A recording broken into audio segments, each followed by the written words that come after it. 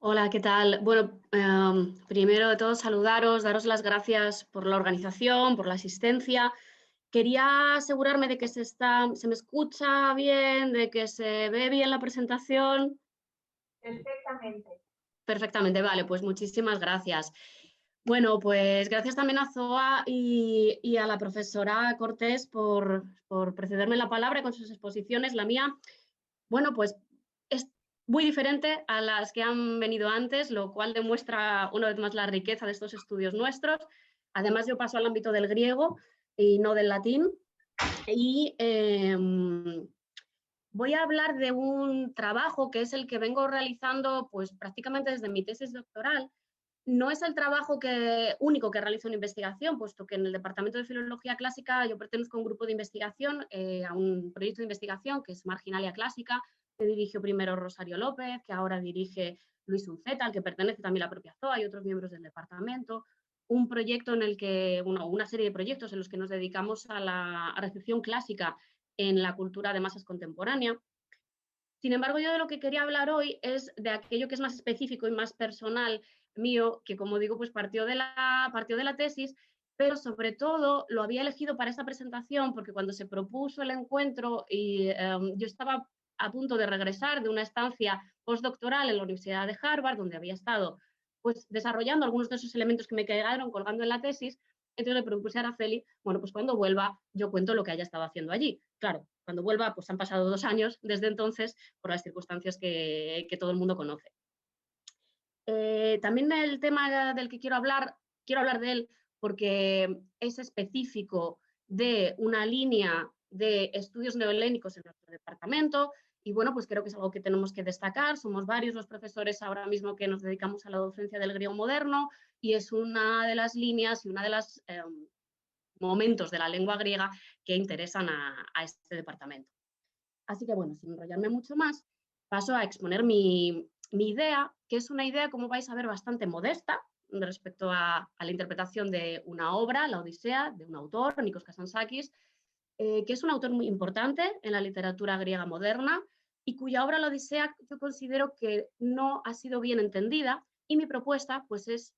entenderla de otra forma. Por eso esta idea es modesta, vais a ver que no es nada excesivamente rompedor, pero sí que creo que es algo relevante, sí que creo que es algo importante.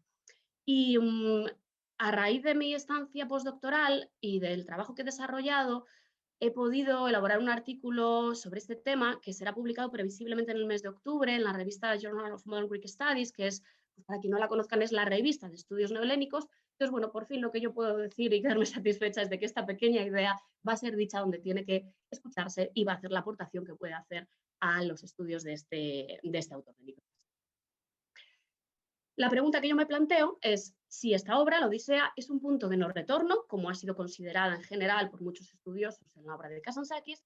o si no es al contrario un punto de partida en su obra. Y como se pueden imaginar, os podéis imaginar, pues mi propuesta es que, claro, que es un punto de partida, que no es un punto muerto, sino el origen de la expansión, del desarrollo del resto de su obra.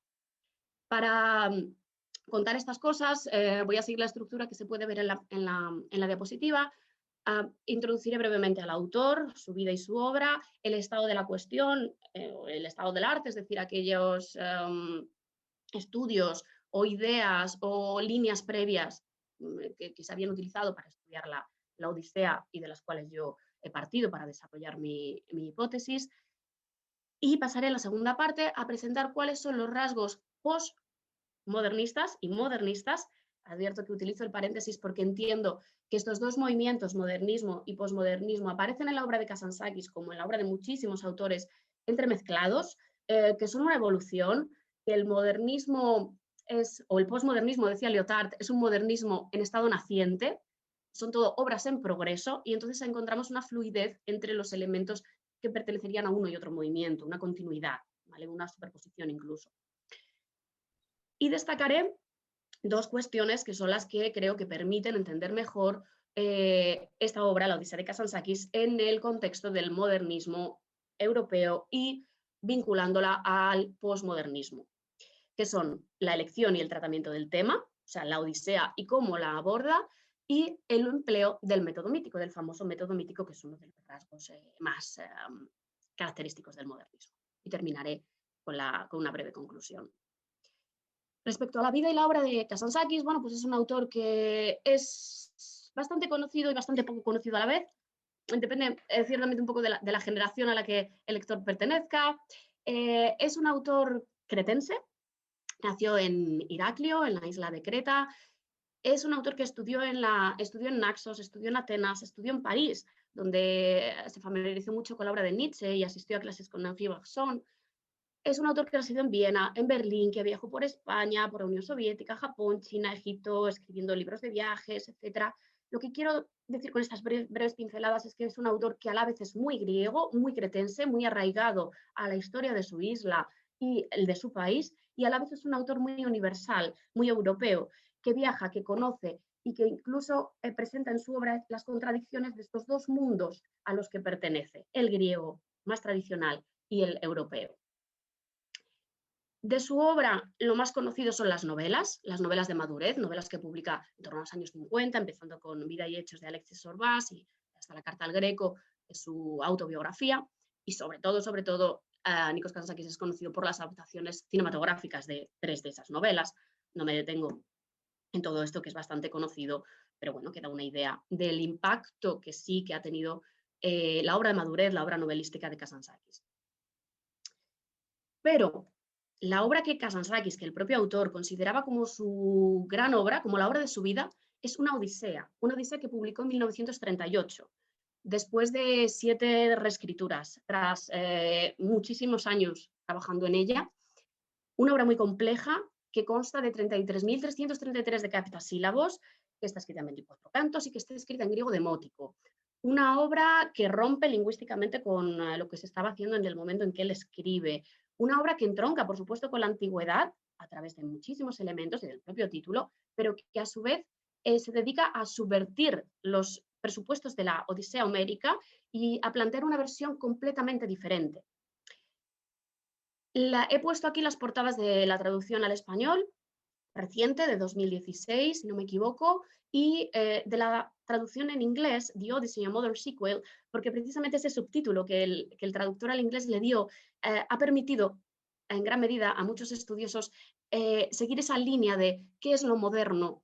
en esta Odisea, cómo esta Odisea, a modo de secuela de la de Homero, plantea una reescritura del mito. Muy brevemente, lo que esta Odisea trata es del regreso de Odiseo, Ulises, a Ítaca, un regreso que inmediatamente empieza a trastocar lo que ocurre en la Odisea de Homero, porque Ulises regresa, se da cuenta de que ya no está hecho para la vida familiar, doméstica y de rey en Ítaca, y se hace de nuevo a la mar. Y cuando lo hace abandonando a Penélope sin ningún pudor y a su hijo, cuando lo hace va a viajar a Esparta, va a viajar a Creta, va a conocer varios de los episodios, perdón, de los escenarios todavía homéricos, pero después va a llegar a África, a Egipto, y tras una revolución que se va a producir allí, la obra va a abandonar completamente los tiempos y los escenarios de Homero y va a convertirse en otra cosa radicalmente diferente para terminar en el Polo Sur y con un héroe que casi se desvanece en el aire tras haberse encontrado con personajes filosóficos y con avatares de toda la historia del hombre. Cosas en las que obviamente no me voy a poder detener aquí, pero que, bueno, que creo que invitan a conocer esta obra más de cerca. Cuando esta obra tan compleja, tan barroca, si se quiere, irrumpió en las letras neohelénicas, cayó como un meteorito, decían algunos de los críticos del momento. La encontraron como profundamente anticlásica, y lo era, pero a la vez consideraron que pertenecía a la generación anterior, que no tenía nada que ver con lo que se estaba publicando en Grecia en ese momento, sino que en todo caso se relacionaba más con la literatura, con la obra de Palamás y autores del siglo XIX, más que con autores del siglo XX. Los primeros críticos griegos no supieron, y los posteriores tampoco, ubicarla en un género literario, en un movimiento literario concreto. Decían, esto no es realmente épica, esto no es ni antiguo ni moderno. Lo que pasaba con esta obra es que era tremendamente original, pero es que era original en el sentido que lo son las obras que no se ubican en ningún movimiento, que no se ubican en ningún género, porque pertenecen a la creación en el estilo más auténtico, de creación nueva, de crear algo nuevo. Esta obra es tan rompedora en las letras griegas como lo pudo ser el Ulises de Joyce en años muy cercanos, en 1922, o los cantos de Ezra Pound, que no en vano también tienen la Odisea como motivo. Hoy día, como dice Middleton, la mayoría de los críticos literarios reconocen rasgos modernistas e incluso ideas y temas postmodernistas en la obra de Kazantzakis, pero lo hacen siempre, o sobre todo, refiriéndose a sus novelas de madurez. Y no del todo así, porque lo que es interesante es que tanto algunas de las obras experimentales de juventud de Kazantzakis, como puedan ser la novela Lirio y Serpiente de 1906 o el drama Comedia, Tragedia en un acto de 1909, se han estudiado como obras que conectan con las corrientes más experimentales del momento, que tienden hacia las preocupaciones de la literatura europea del momento, y también sus obras de madurez se conectan con el modernismo y con el postmodernismo. Sobre todo hay un autor, Roderick Beaton, que es el que más ha estudiado estos rasgos en la novela de Kazantzakis. Claro, mi pregunta es, ¿cómo puede ser que existiendo estas tendencias en la obra temprana de Kazantzakis y existiendo en la obra de madurez, no existan también en lo que está en medio, en la Odisea, que es además la obra que el propio autor considera como fundamental, como piedra angular de toda su producción? Pues evidentemente estos rasgos están ya en la Odisea. No solo es que estén, sino es que conectan esos dos momentos de su carrera. Los personajes como el que ven en la imagen, María Magdalena, aparecen en obras de juventud, en obras como la Odisea, aparecen en obras de madurez, y lo que vemos es una evolución en el tratamiento de los temas, una repetición, y cómo esa serie de rasgos que apuntan hacia el modernismo, y esas ideas que apuntan hacia el postmodernismo, se encuentran, evolucionan desde las obras primeras hasta las últimas, pasando, como no podía ser de otra forma, por esta Odisea. Y claro, no soy yo la única persona para nada que se haya dado cuenta de estas cosas, pero sí quien pues, más empeñado en tratar de demostrarlas. Stanford en 1954 ya vinculaba la Odisea de Kazantzakis al Ulises de Joyce, y el tema de Ulises, en esta obra que también está publicada en español, y en el tema de Ulises trataba el Ulises de Joyce y la Odisea de Kazantzakis en un mismo capítulo, apuntando ya hacia las tendencias modernistas de la Odisea de Kazantzakis. Levitt es otro autor que ha dedicado muchas obras, muchos artículos a comparar, a conectar la épica de Kazantzakis con el modernismo. Y bien, ¿qué es eso que yo entiendo como rasgos modernistas y postmodernistas en la Odisea de Kazantzakis? Pues para verlo, en primer lugar,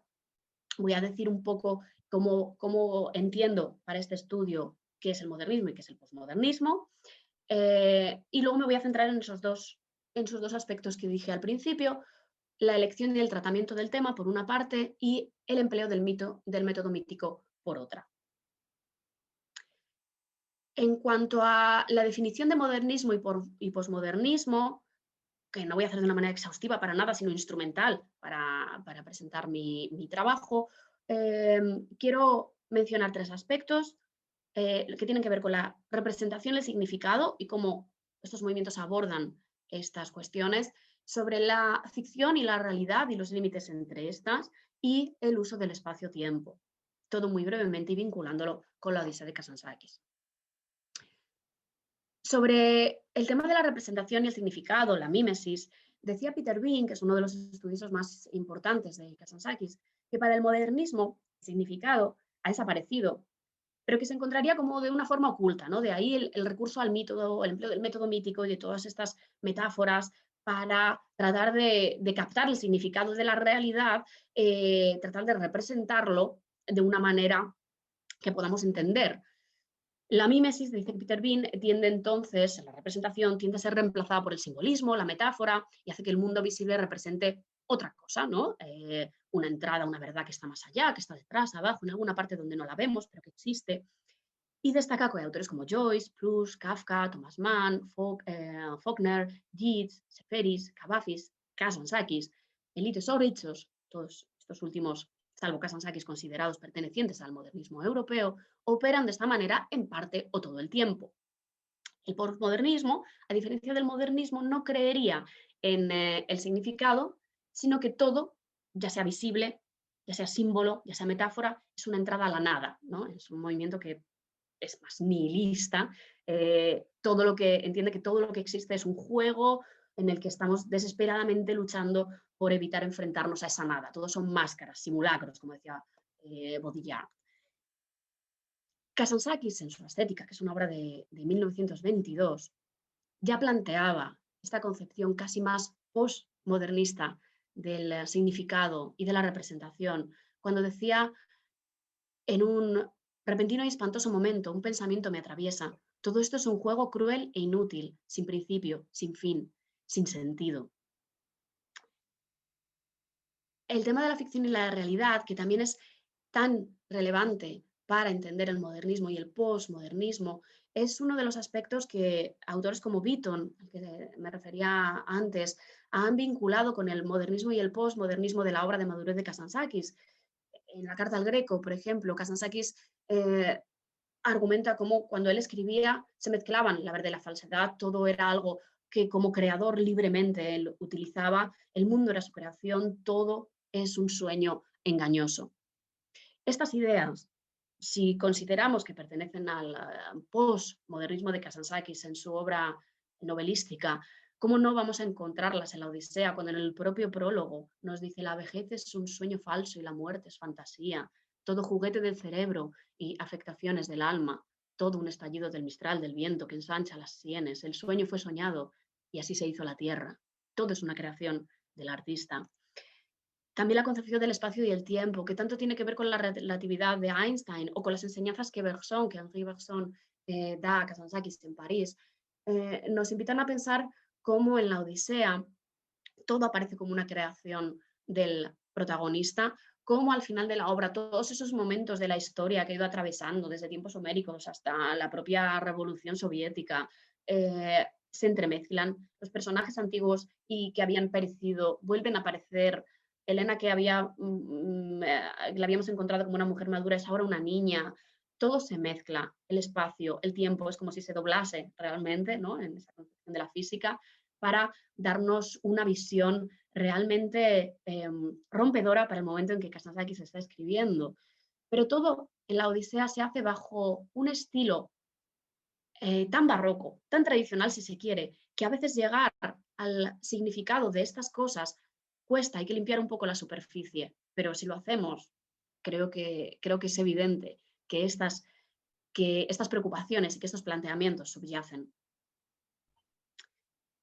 Quiero abordar ahora la elección y tratamiento del tema, porque, bueno, si yo elegí dedicarme un poco a Kazantzakis fue porque me interesaba la tradición clásica, me interesaba ver cómo la obra de Homero, cómo las obras clásicas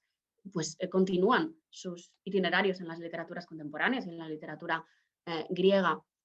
Pero es que además el estudio de la tradición clásica nos permite entender como nada el modernismo, porque el modernismo parte precisamente de la reinvención de los clásicos, de la subversión de los clásicos. Y en concreto la Odisea es fundamental como tema para el modernismo europeo, y esto es algo que los títulos que pueden ver ahí, de los cuales los más conocidos son, ¿no?, Los Cantos de Pound o La Tierra Baldía de Eliot o el Ulises de Joyce, pues dan buena cuenta.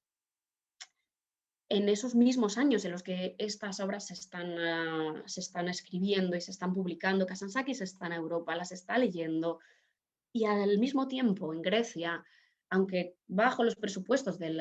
modernismo griego de la generación de los 30, que es un poco diferente, pero también los autores griegos están dedicándose a la Odisea. El hecho de que Kazantzakis lo haga, ¿con qué tiene que ver? ¿Con que sea griego o con que esté conectado con el modernismo europeo? Pues con ambas cosas, diría yo. Como griego y como autor que quiere sobrepasar a los antepasados y emular a Homero, es obvio que va a tomar los modelos de la literatura más relevante de su tradición y va a crear a partir de ella. Como europeo, como digo, está conectado con estos movimientos y no extraña en absoluto que también aborde estos temas. Cuando se conecta con el modernismo europeo mediante la elección de este tema, de la Odisea, se conecta, como digo, también con el famoso Michistorima de Yorgos Seferis, y yo quiero utilizar a Seferis como punto de transición entre el modernismo y el postmodernismo de Kazantzakis muy brevemente, para ver cómo en el uso que hace Seferis del mito vamos a encontrar unos presupuestos mucho más cercanos al modernismo europeo y griego, y cómo en el tratamiento que va a hacer Kazantzakis del mito empezamos a ver ya planteamientos del postmodernismo. Y voy a utilizar el ejemplo de Helena, que no pertenece, el poema Heleni no pertenece a la Michistorima de Seferis, sino que es un poema exento de esta narrativa poética que es el Michistorima, pero donde nos dice Seferis, bueno, esa idea de que Helena había sido un fantasma, de que todo había sido en vano, pues todos os ponos, todos isoí, pigan stinaviso, ya en apucamis, y a mí Heleni. Y cómo Kazantzakis utiliza esta misma idea, pero lo que nos va a plantear es que si era una sombra, si era un engaño esa Eleni, si no existió, no importa, porque lo importante, dice, y lo que significa la idea, el mito de Helena de Troya, es que luches por Helena. Y aquí vemos las enseñanzas de Nietzsche en Kazantzakis, de la superación, de la lucha sin esperar recompensa, y esos planteamientos de romper con las narrativas del mito y con la tradición. Y utilizo, digo, esto como transición para vincular otra vez la Odisea de Kazantzakis, la elección y el tratamiento del tema con el tratamiento y la elección del tema odiseico que se hace en el posmodernismo. No es que en el posmodernismo la Odisea sea tan central como lo era en el posmodernismo, como lo era en el modernismo, pero sí que vemos que siguen siendo temas muy recurrentes. Y lo que vemos en el posmodernismo es que los autores y las autoras se fijan en figuras secundarias, como puede ser Penélope, lo que hace Margaret Atwood, como puede ser Menelao o un personaje anónimo en la obra de Barth, que cambian de escenario, como hace Walcott en su Homeros con llevarse la Odisea al Caribe, o que plantean versiones alternativas, como los famosos libros perdidos de la Odisea de Zachary Mason. En esos tratamientos que hacen del tema estos autores y estas autoras, podemos ver cómo esos mismos enfoques, cómo esos mismos mecanismos literarios los utiliza Kazantzakis en su Odisea en 1938. Los focos en las figuras secundarias, siendo la más destacada de estas Helena en la Odisea de Kazantzakis, aunque no me pueda detener a explicarlo. El cambio de escenario, porque como decía, de Ítaca, Creta y Esparta nos vamos a ir a África, nos vamos a ir hasta el Polo Sur.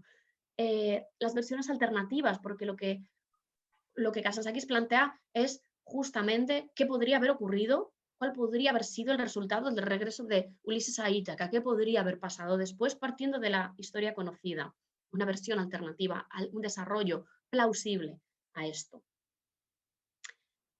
Y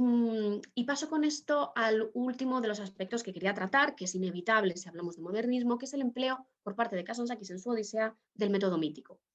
T.S. Eliot lo definía en ese ensayo famoso Ulysses, Order and Myth como el empleo de un paralelo continuo entre la contemporaneidad y la antigüedad y como una forma de controlar, ordenar y dar significado al inmenso panorama de futilidad y anarquía que es la historia contemporánea.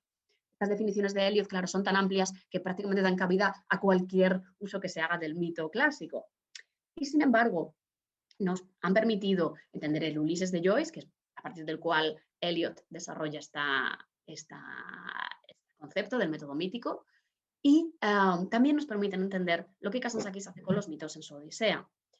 Uno de los críticos griegos que primero se fijó en la Odisea de Kazantzakis, Nicolairesis, al que me refería en una diapositiva anterior, decía que Kazantzakis había utilizado el mito como enaplos schema, como una simple forma. Y con esto, casi sin darse cuenta, estaba justamente definiendo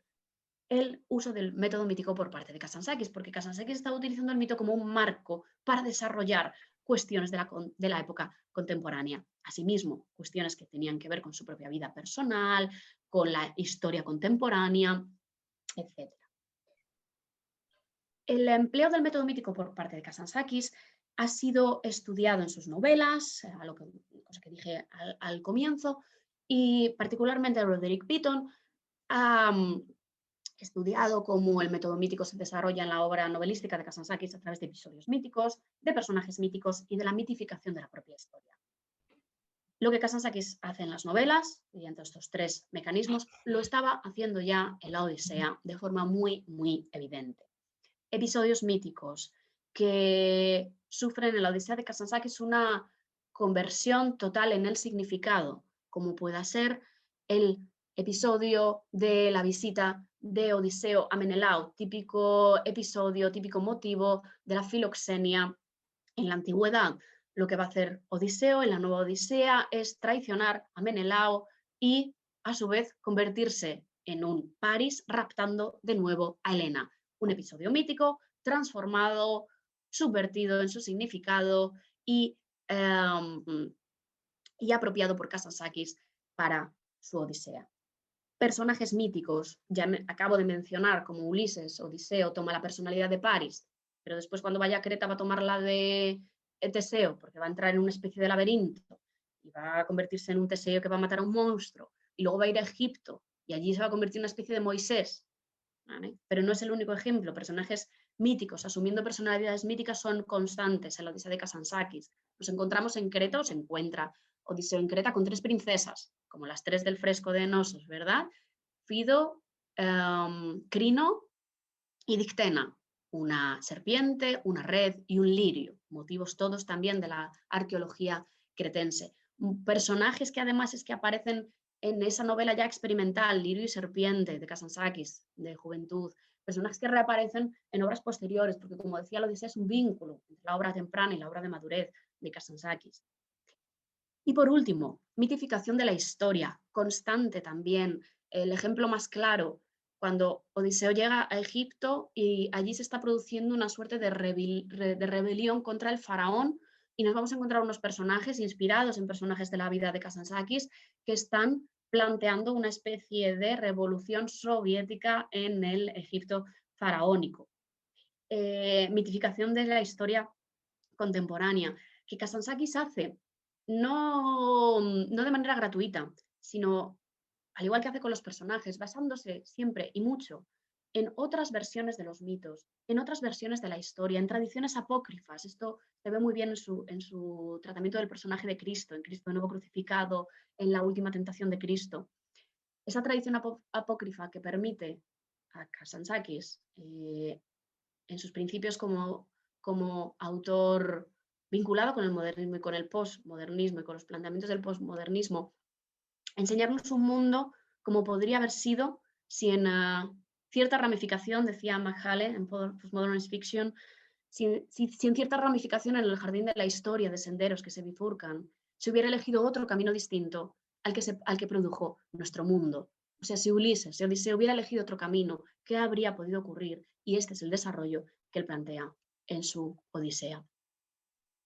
Como conclusión,